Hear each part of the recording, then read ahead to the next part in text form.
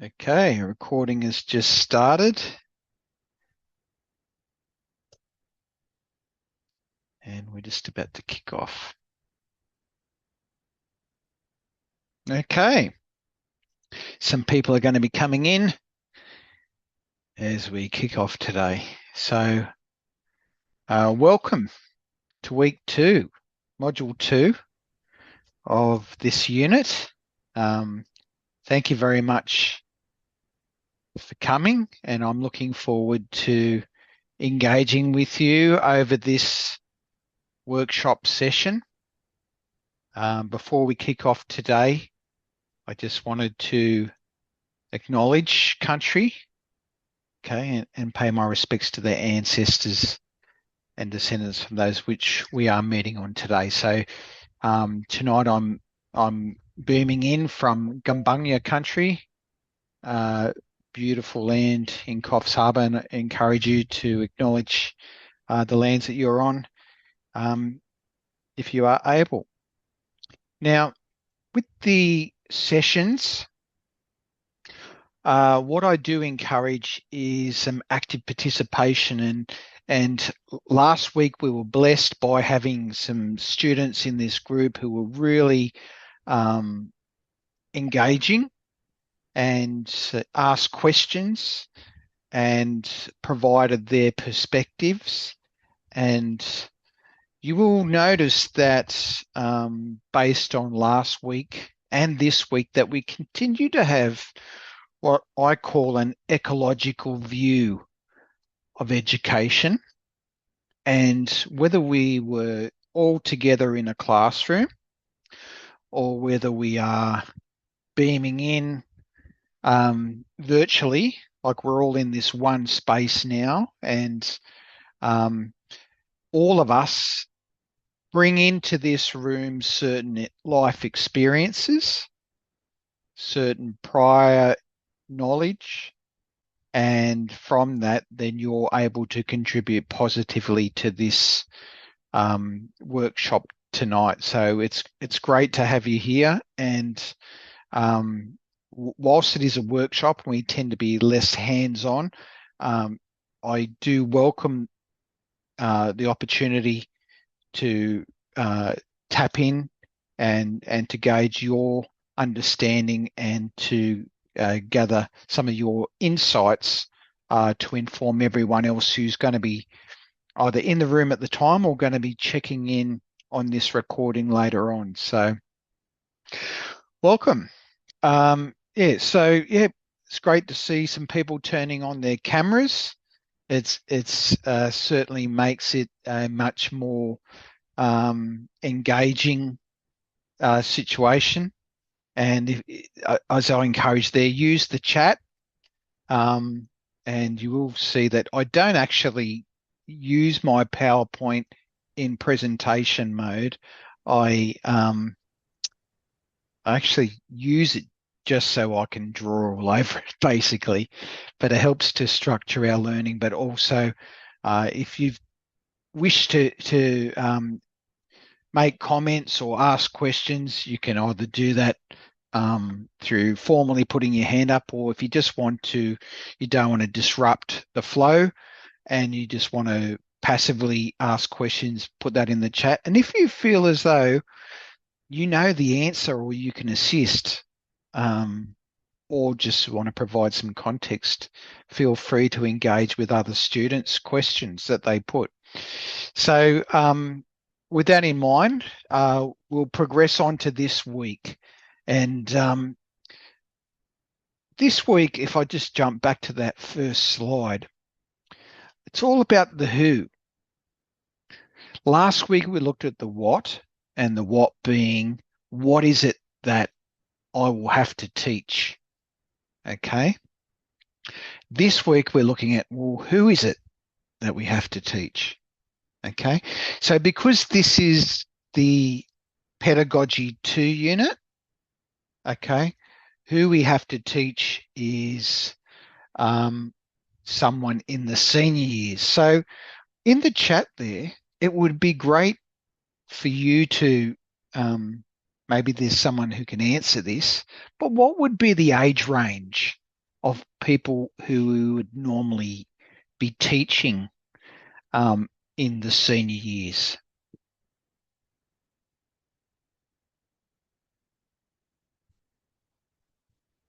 Natasha was quick. He's 40. Um, yeah, 16 to 18-year-olds in Australia is who we tend to uh, don't apologise. Um, some of them appear like they are 40 years of age. But with that, reason why I asked that, because we're really trying to peel under the hood of who it is that walks into your classroom at the time. Okay. So let's look at this image of this student here. And, it was just a AI image that I got of this particular student. We'll just say that he is 17 years of age. I'd love you to put in the chat, what do you think there might be some things happening in this person's life as we progress on with the next stages of this workshop? So it's just a scenario, you make it up. What are some things that you think might be happening in this particular student's life? Or do they just go to school, come home, or are there some other things happening? It'd be interesting to hear your perspective, because I'm probably guessing I'm the oldest person in this room, and you're probably a bit closer to the age group of 16 to 18. Okay. So Jacinda's kicked us off there, who they are, where they belong. Yep. Give me an example of something that is really significant that might be happening with a 17-year-old in your classroom, do you think?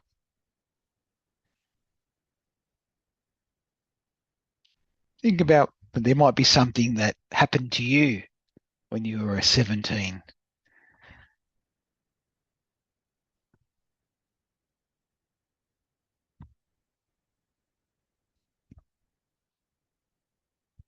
Yep. Natasha's, yep, absolutely. Okay. Very interesting, isn't it? And we had a student last week in the one of the workshops, and we were just having a brief chat about his past experience in China and coming to Australia and learning about the Australian context. And it's interesting to see how people from different backgrounds, there might be some different cultural things which are happening to people at certain ages. So I'm just looking at some of the things that people are writing up there, and it's very interesting.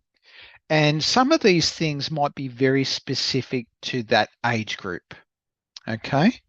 So now that we've sort of started the ball rolling, I'm really getting you to think now about who it is that we might have in our room. Okay. So by the end of this module, okay, we'll know some practical strategies that we can use to get to know our learners. We're going to think critically about data, okay, and understand the role of the NCCD, okay. And you might think, I don't really understand what that is yet, and that's okay. That's where we need to be. Okay. So what I try to do is also align the content that's in the module for this week with the assessment task. So having a look, okay, we want to know practical strategies, and this is where strategies come in, okay, with the assessment task. We're proposing to hit teaching strategies, okay. We're going to think critically about the use of data and It says here, you'll need to justify your choice using research or slash data. So research could be data that someone has previously used to generate research. So you might be referring to a past publication, or it might be data that you might collect yourself. And to inform teaching. So this is a real hot spot for us as educators today. I've noticed over the last 5 or 6 years, teaching has become more and more data focused. Okay. And when we think of data, we're just not talking about numbers. We can refer to numbers. We can refer to that, what I would label as quantitative data, but also for us as teachers, we rely on other forms of data to inform our teaching. So, question: if I did a topic, a end of topic quiz with my students, and all of my students failed or they got wrong question 3, how might that inform my teaching? I'd love to see what someone puts in the chat there.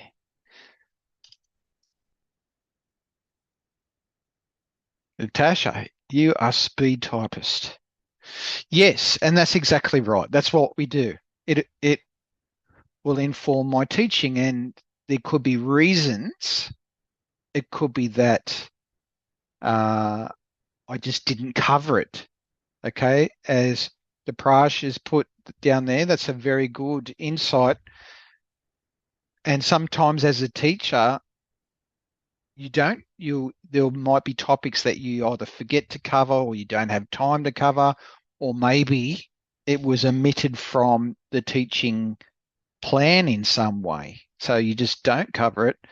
Or maybe when you design the quiz, you thought of an appropriate question, but you didn't actually align it to what was being taught. So that is a very good point there. Natasha's also put about how the question was worded. So particularly with a lot of mathematics questions, there's a lot of literacy involved. So literacy is the finding the meaning behind the question. So if I'm asking you to calculate area, you're thinking, well, the mathematicians among us who know the formula for area might go, okay, well, I know what the question's asking. But if you don't have that literacy, that level of literacy where you don't understand the question, then obviously, you're not going to be able to get it right. So where am I going with this? I'm talking about how data can inform teaching. Okay.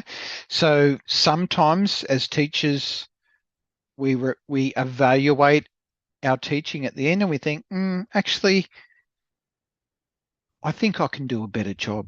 And as teachers, all of us in this room here have a very good heart, because you don't come into teaching unless you have that good heart where you want to help others.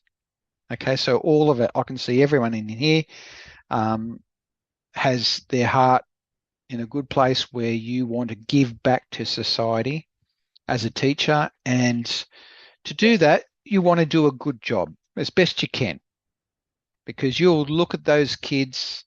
And when I say kids, we are talking in this context, 16 to 18-year-olds.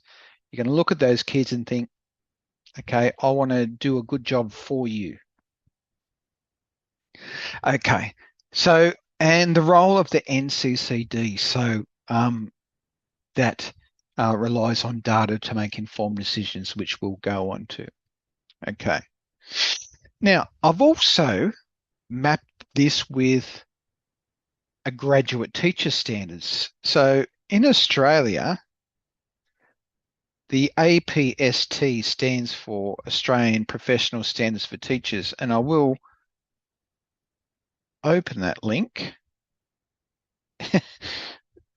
and I will just move it over. It's opening on another screen. Okay. And you will become more and more, as you progress through this course, you will become more and more aware of what these are. But look at this first one. Know students and how they learn. Okay. So part of your development and identity as a teacher um, comes around, resides around your understanding and knowledge of the students. Okay. And there's some examples there. So at the graduate level, and all we need to, as a group, all we need to be concerned about is the graduate standards at the moment, because once you've graduated, then you'll start to focus on the proficient level of standards. So as you progress in your career as a teacher, then you'll start to look further and further ahead towards proficient, highly accomplished, and lead as you take on leadership roles within teaching. But you can look there. If I just zoom in a little bit, there we go. So some of the aspects in learning about our students is some developmental characteristics, how they learn, and I know that there are other units that focus on how students learn. Students with diverse linguistic, cultural, religious, and socioeconomic backgrounds. So depending on where you end up teaching, there might be parts of the country that you're going to teach in that may have a group of or a dominant culture, or it might be a particular socioeconomic area. You might end up working in a government school, which we'd consider to be comprehensive, meaning that you could have students from a range of socioeconomic backgrounds in your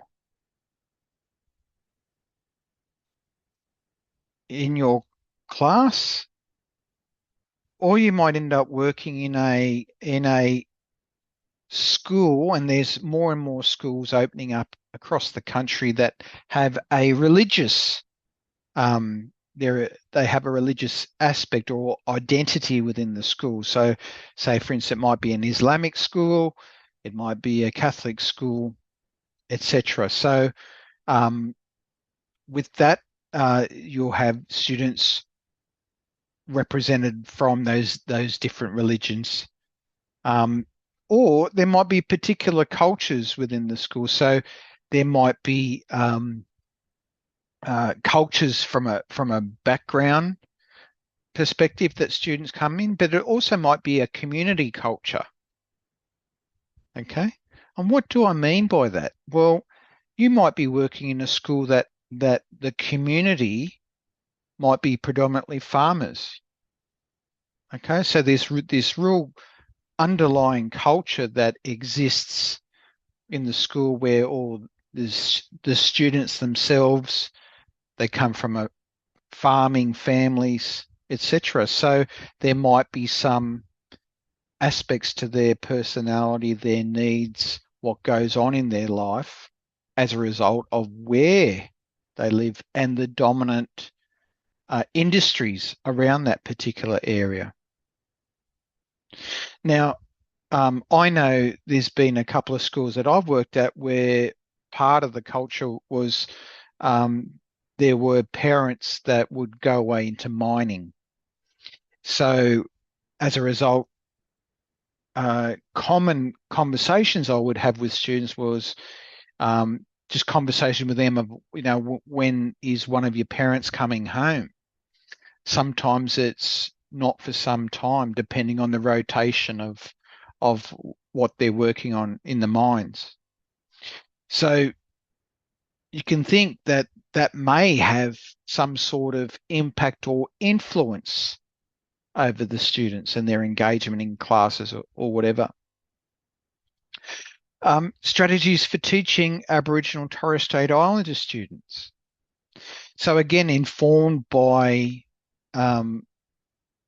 culture regarding what works best with students and how the local Indigenous community, how we can use and work with that community to assist the students working in with you in your classes, because you can imagine, and all of us have diverse backgrounds, but sometimes when we come into your average classroom, sometimes you're walking two paths. In other words, you've got this Australian westernized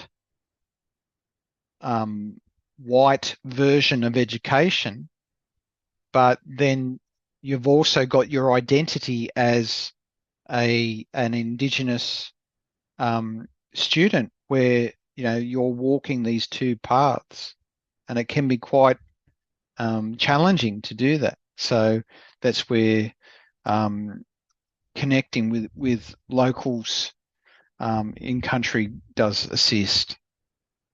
And then differentiating your teaching to meet the needs of your students. So again, working on the data that's available to you, like we used in the example before about adjusting and informing your teaching based on the data that's available. Okay. And last but not least are the strategies that we incorporate to assist students with disability. Okay. And sometimes it's obvious what the disability is that the student has. And in other times it's not so obvious. And sometimes students may not like to elaborate. Okay, which is fine too. So moving on, and I'll zoom out. So this is where I was talking before about this concept of an ecosystem. Last week, we looked at the subject matter, okay?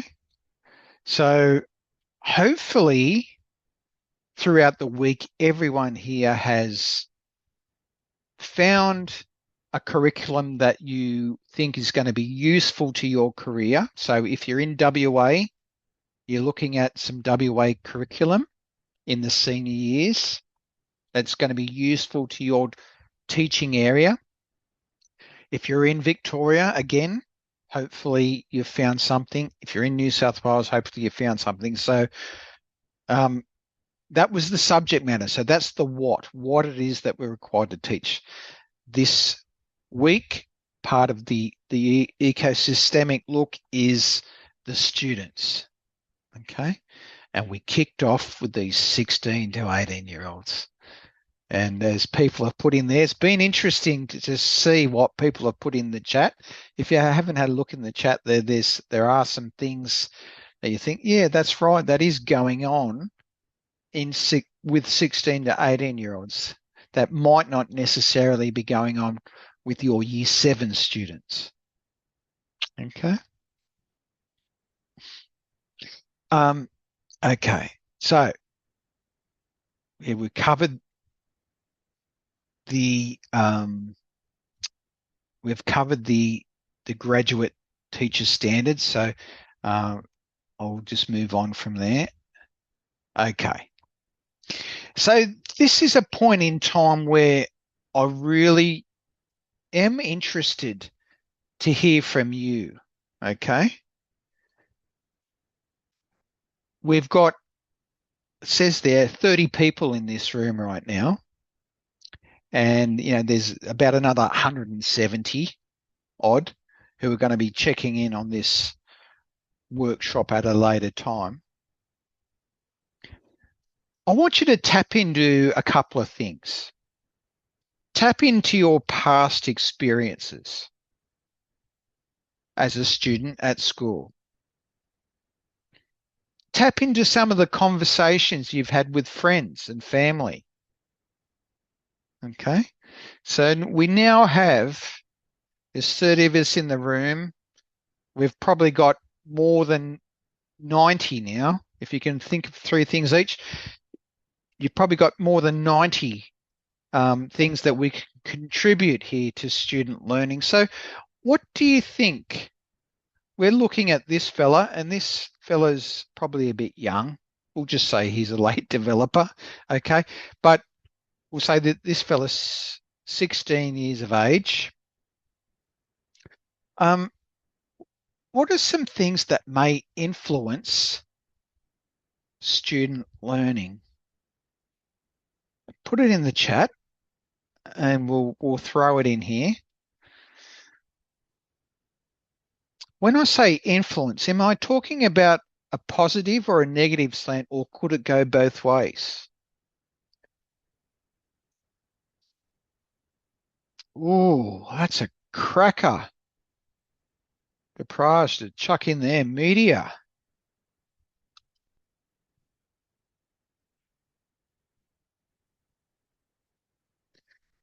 Now, I don't I don't know if I'm going to be able to type it this quick, but we've got media consumption. That's a cracker. We'll come back to that one. Deprage. I'm going to come back to that one with you. Let's go to Anderson's got. Now, Anderson, I'm going to come back to you as well on this one. Socioeconomic. Natasha. I'll just put death. Natasha's thrown a few in there. Let me. Um, mental health. That's a good one. Okay. Tomoko. I might tap into you as well. Okay, so I'm just going to put a couple of stars here just so we can come back to that because I want to.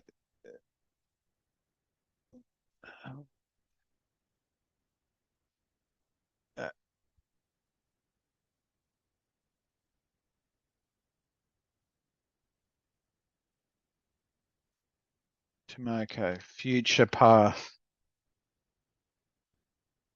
I might just type in two more. Depraj. Oh, Shaman Deep, good one. Parenting. Cassandra. I think I'm going to attach yours to Tomoko's one on future path there.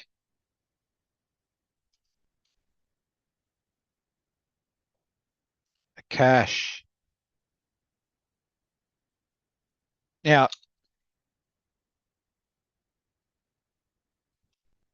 there's so many here. It's great, but I'll just typing these ones. It doesn't mean that what else is typed in there. We'll come back to Akash's one too. Righto.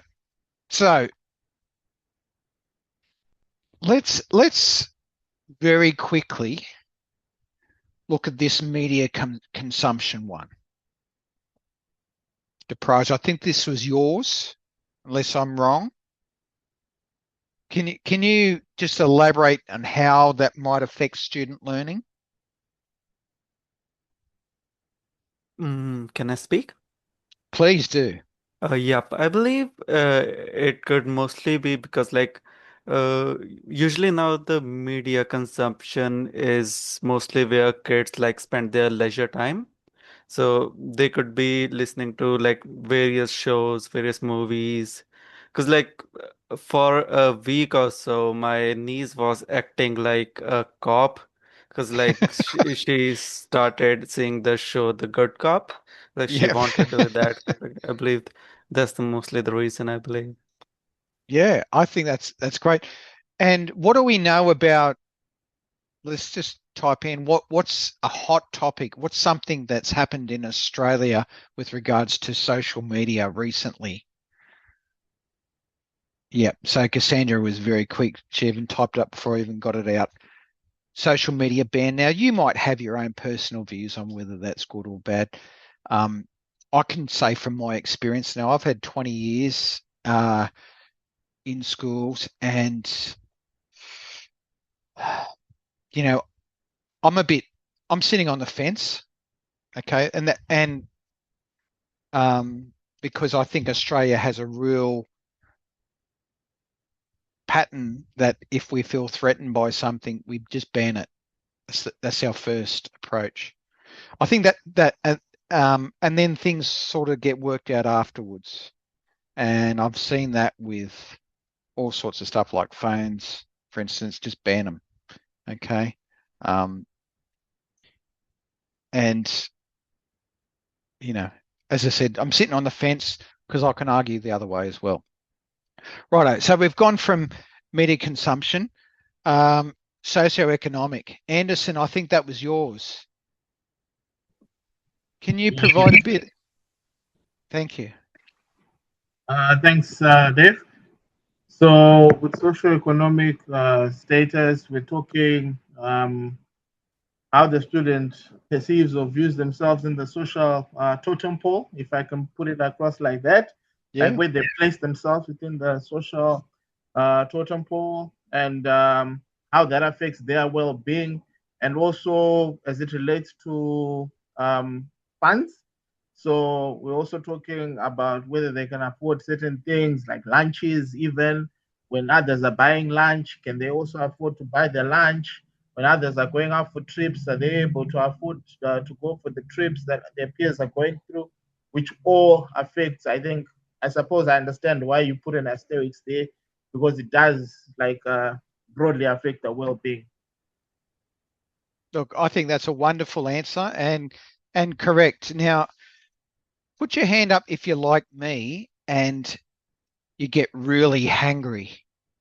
And what I mean by hangry is you are so hungry that you get really angry.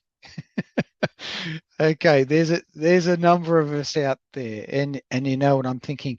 And um, sometimes I have some tutorials that go really late, and I'm getting really angry as I'm teaching late. But what I also think about is my students as well. And actually, the second school I taught at, we had a fantastic breakfast program. And I'm just sort of butting onto what Anderson said there. The breakfast program was for kids that came to school that didn't have breakfast. And you can imagine if you're hangry or hungry and you're sitting there and you're expected to do some learning and your stomach's grumbling and all you can think about is food, okay, um, and you don't have any, that's going to impact on your learning. Okay.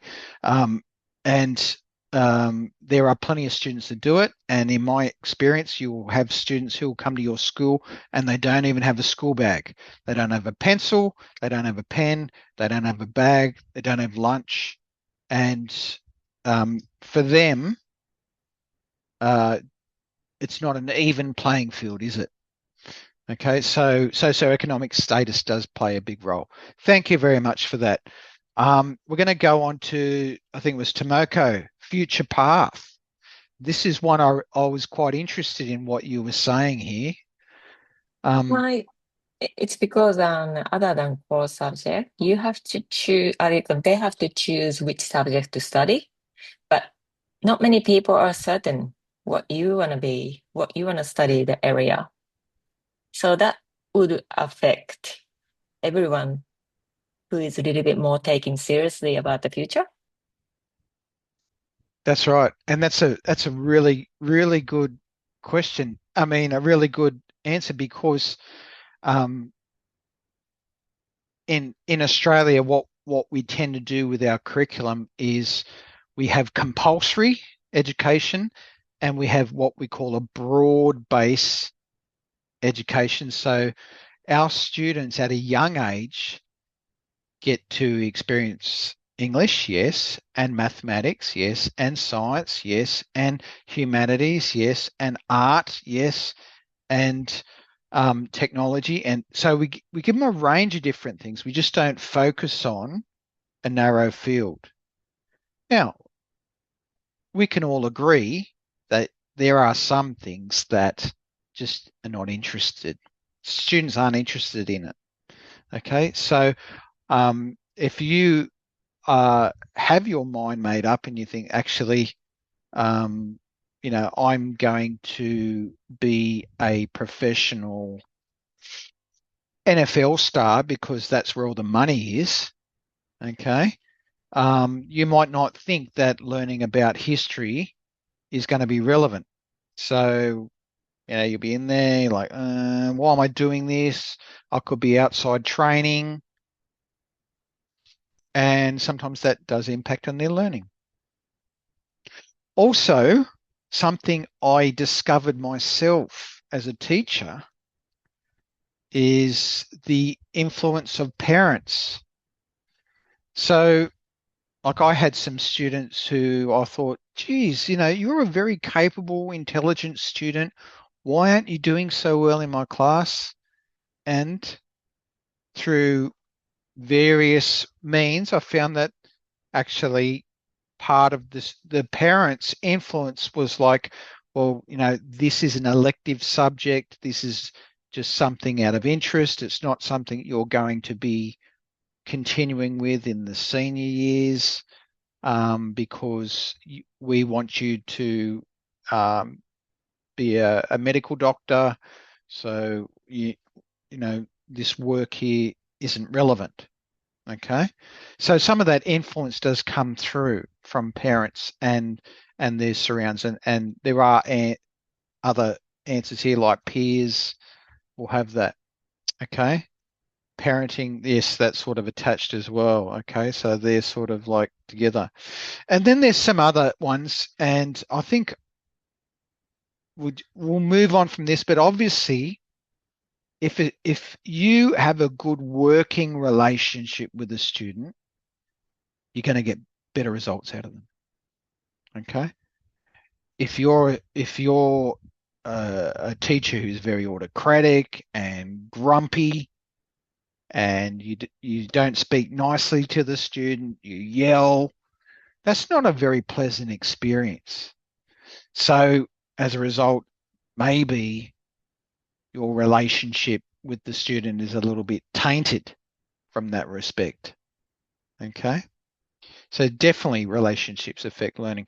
Mental health, if a student is not in a good space, that's going to impact on them negatively. If they're in a good space, it's going to impact on them positively. Okay.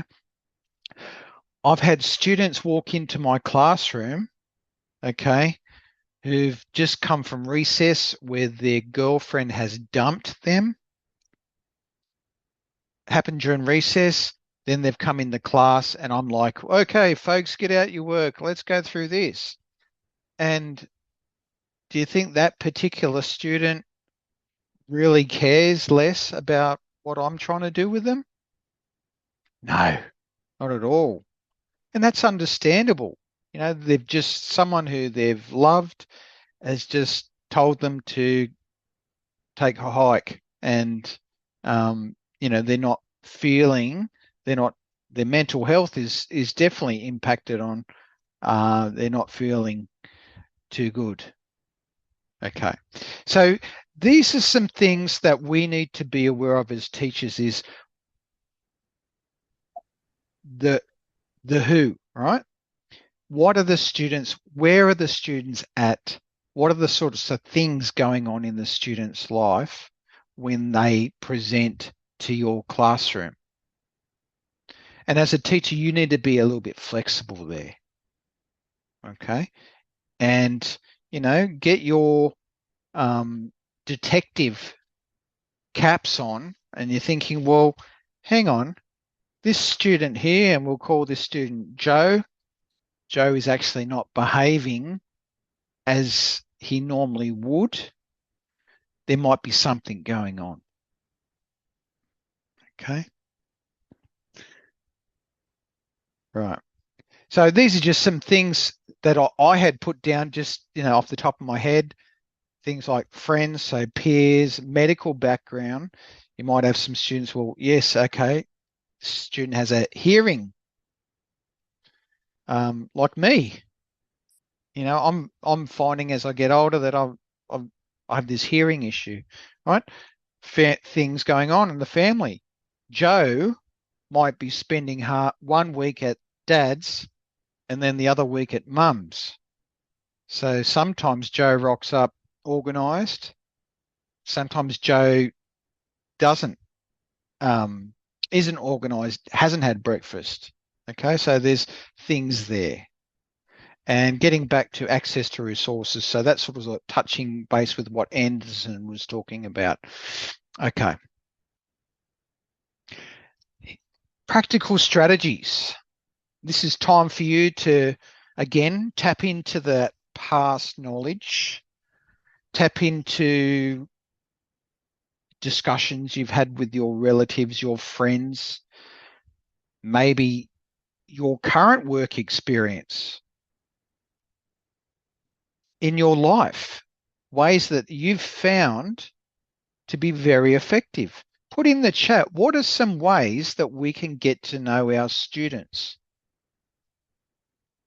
I'd love to see what some of the answers are.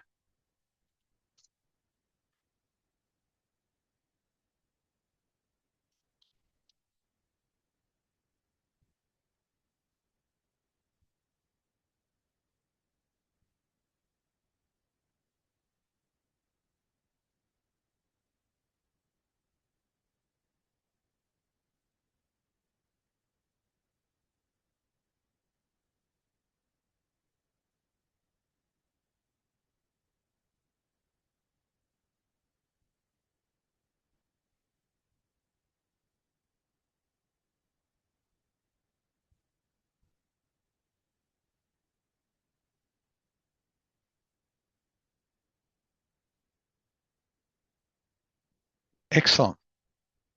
Excellent. I'm just going to put in,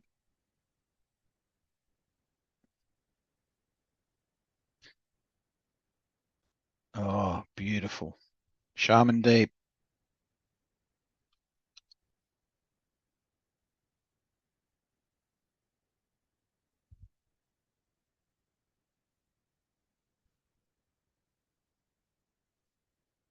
Okay.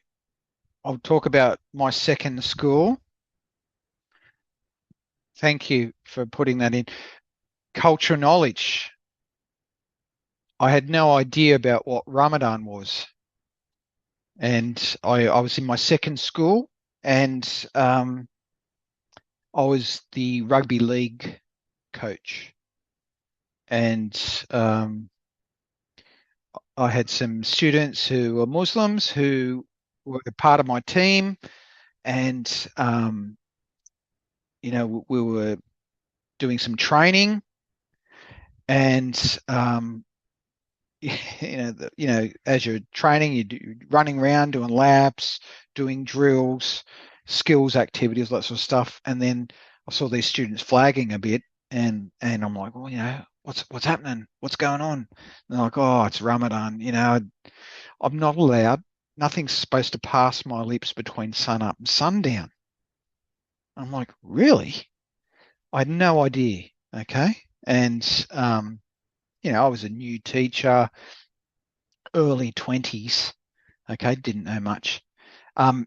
So it really gave me some insights into that cultural knowledge. Okay. Which, again, really informed my teaching moving forward. So that was an example there. Observing our students. Now, you'll be in a classroom. You'll be in this environment, an enclosed environment mostly, with between 20 and 30 students usually. Senior students, we tend to have less. In the seniors, you will have 4, 5, less than 10 students in a class, which is great. You really get to know your students really well. But just by being in the room with them, you can learn so much about them, and things like this one's a cracker. Listening to them chat, listening to them chat to each other. Okay. And, I don't know how many times as a teacher I've walked around a room and I've heard some really bad language and I'm like, I didn't hear that. Okay. I didn't hear that, and as a teacher every day you're sort of like picking your fights, right? Am I going to disrupt the class, spend my time, chastising someone for bad language? There'll be times I might say, "Oh, please, don't use that language in here." Okay.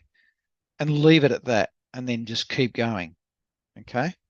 So yes, I've addressed it as far as the other students are concerned, but is it stop the class? No, I'm not going to go, okay, John, you've said that. You see me after class. No worries, Tomoko. So you pick your battles, and you might just say to a particular student at the end of the class, can I just have a quick chat before you go? Don't take them on in front of all their mates. You will always lose. Okay? Just have a quiet chat to them afterwards. Chatting to them, you'll have playground duty. Get to know them. Ask them, what'd you do on the weekend? How'd you go in that game? You will be surprised how that really goes towards building an excellent relationship between you and them. Not last year, year before, I had this year 10 group of students, and they're like, oh, you should come to our game on the weekend, sir. And I'm like, why not? Okay. So I went to their game and I watched them play rugby, and it was an interesting game. They wanted me to come because there were kids in the class that were on both sides, both teams. So there was always going to be a winner, always going to be a loser. But yeah, it was great just to get, and they thought, oh, he's interested in us. Games, just playing the odd game. Sometimes in your lesson, it's worthwhile to just say, okay, we're going to finish a little bit early. We're going to have this little game afterwards. Okay. Sometimes those sorts of opportunities really build a positive relationship. Okay. And last but not least is the background. You might have some data has been collected that's going to inform you moving forward on that particular student. So what sort of data? Well, these are some things that I've put down there about some ways. Playground duty, NAPLAN, that's the data. Files, yes, that's that sort of stuff. Activities, allowing the kids to share, that sort of icebreakers. Okay. Take an interest. Yeah. Okay. So let's move on. For your assignment, you're going to be looking at, well, what are some high impact strategies? And these are based on data. Okay. Where do they come from? Okay. So high impact in terms from a positive perspective, what are some interventions that we can do with our students that's going to take them from there and move them up there? Okay, we're being realistic. It's not going to be from there to up there, look, cheering if it is, but even just a little bit is enough. So this high impact teaching strategies, that comes from a renowned researcher called John Hattie, University of Melbourne. Okay, also did some work in New Zealand. But John Hattie, in his research, came up with what he'd called effect sizes. Okay. And in all his research, he looked at all these, he did what was called a meta-analysis. So it was an analysis of a heap of research. Okay, so it was a meta-analysis, and he distilled it down using a formula, and he said anything that we do, we want it to be above 0.4. Okay, and that number doesn't really mean much to us right now. But basically, if we did nothing, if we just let students continue on in their schooling, there would be roughly 0.4 growth in their learning each year. What we want, though, is little things that we do as teachers that are going to improve our students. And that's where some of these HIT strategies come in. So, for instance, let me just get them happening. Oops, sorry. Wrong one. Here we go. There we go. So some of the HIT strategies that are useful to us, that is setting goals. So you might, for some of us, that what might be what we call learning intentions. What are the intentions of this lesson? What are the goals of this lesson? Okay. Now, if we scroll down, we have effect sizes. So, by setting goals according to Hattie and his research, just by setting goals, we have an effect size above 0.4, meaning that, it's having a positive effect. So all of these HIT strategies, like worked examples, for instance, that's the one that we commonly use, you can see have a positive effect that's above 0.4. Okay. And here's some other ones. Okay. Some may be more impactful than others. Okay. So for instance, you got this one here is return on investment. Yes. In terms of time, it's 1 point. So differentiated teaching. So, the teaching that we use to address and modify for people of various needs. Okay. Just simple questions. And in this session, I have purposefully asked questions for you to put in the chat.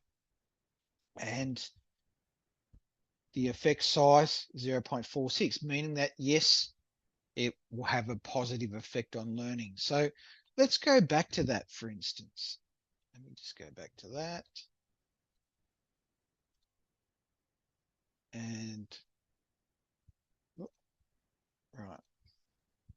So just by asking questions, there might be some answers. If you to cruise the chat there might be some answers that people have put in that you're like, actually, I never would have thought of that. So when I ask questions about, what are some ways that we can get to know our students, there might be some strategies there that we're like, actually, that's a great idea. I never thought of that. And if that's the case, if you have or are experiencing that, then this situation is working for you because you're learning something, you're benefiting from others. Okay. These slides will be available to you after this session. They open up after this session. So I encourage you to have a look.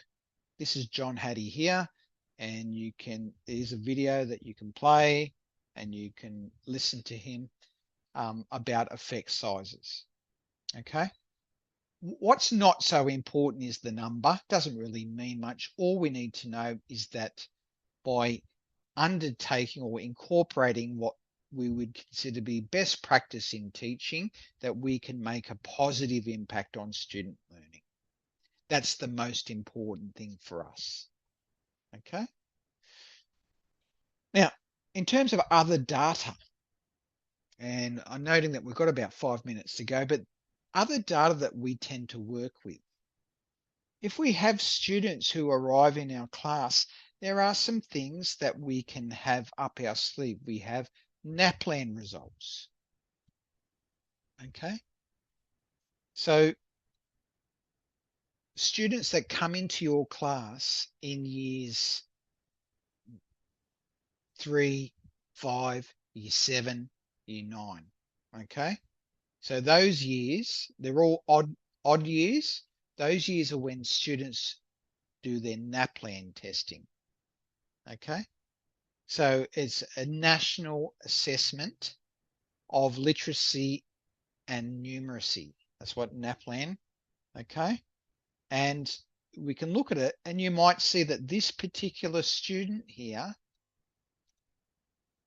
is really good in literacy, but her numeracy is quite, I wouldn't say behind, but maybe not where you would expect it. So again, this data helps you to understand the student.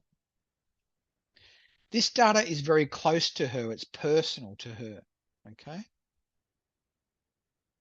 You will get other forms of data as well. So at the moment, for year 11 and 12, okay, what's appropriate in this unit is we want our students to be able to get the highest ATAR available. And does anyone know what happens with the ATAR? What is the ATAR used for? Put it in the chat if you think you know what the ATAR is used for.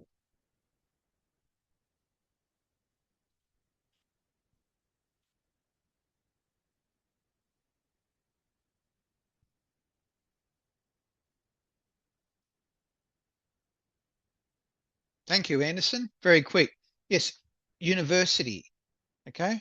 So it's the Australian Tertiary Admission Rank or something like that. Okay.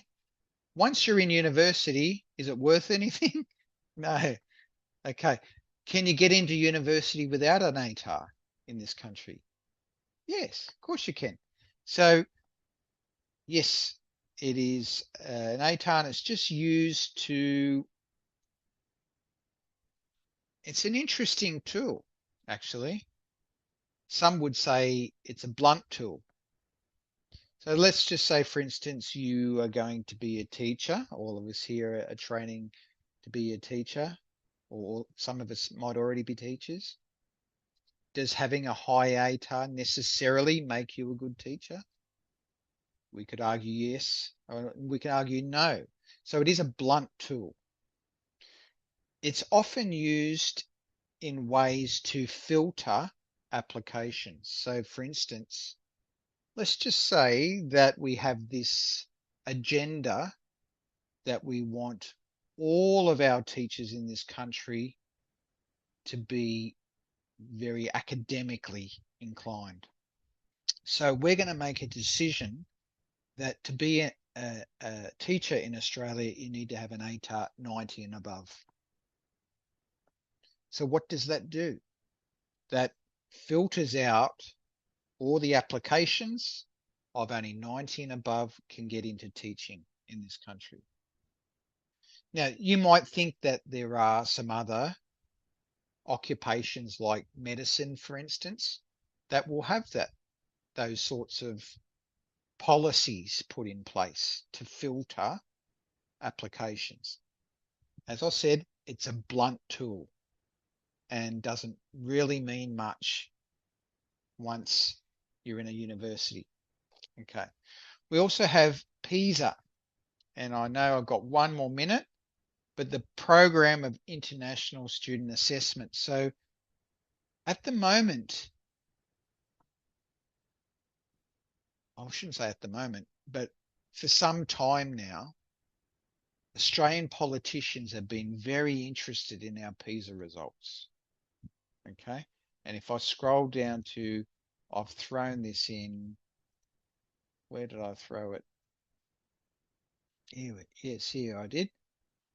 Very interested in our PISA results. So they're like, oh, look at Australia compared to China. Look at Australia compared to Singapore.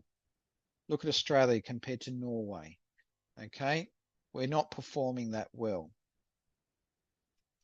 And you can see how these achievement levels have been dropping. Okay. Does that mean that we're not doing so well? Not necessarily, because member countries have been opting more and more in over time.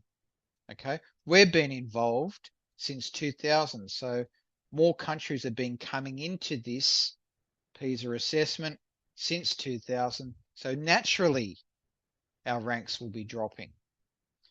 But it is very good food for politicians and very good food for the media on having a crack at the teachers and having a crack at our education system, in my opinion. And I had to put in my opinion there. Okay. Right. We've run out of time for this week. This will become available to you, but I'm really looking forward to my session with those people on Thursday. If you come to my Thursday shoot, otherwise you'll be leaving and going to see Selena now, or you'll be seeing Emma. So thank you very much. I've really enjoyed this. Can I upload the slides as well? Yes, they'll be open to you.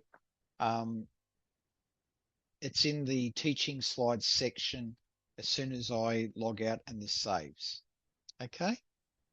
Have a great week, folks. It's been awesome. Bye-bye.